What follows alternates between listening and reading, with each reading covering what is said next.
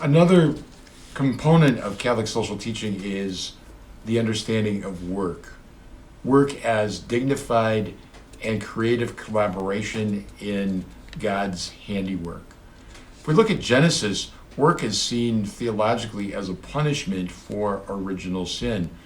Christianity was the first culture, the first religion that acknowledged the dignity of work, that didn't simply relegate it to slaves or people of the lower classes, but to see work as something that is dignified, holy, and necessary in the building of the kingdom of God and also the good of all humanity living together in community.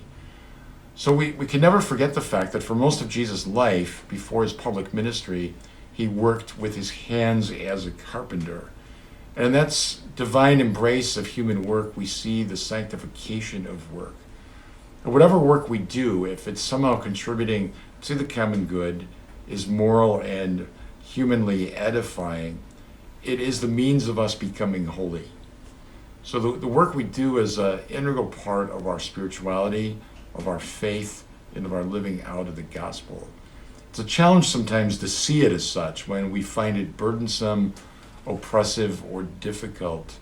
But if we divorce work from the rest of our life, we spend an enormous amount of time at our work. So it would mean cutting off a large segment of our time and energy if we don't integrate it into our spirituality and life.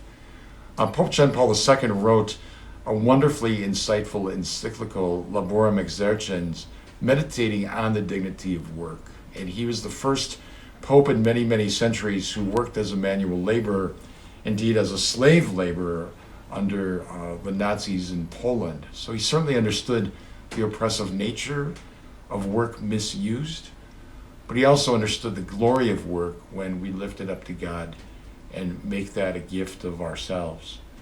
Above the camp of Auschwitz were the words, "Work makes us free." Those words were sarcastically and horribly misused when we look at everything that Auschwitz represented, the evil of absolute human annihilation. But those words, "work makes us free," understood in the Christian context, are actually true.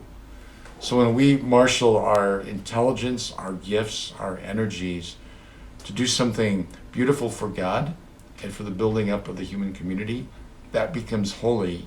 That becomes our participation in God's ongoing creativity.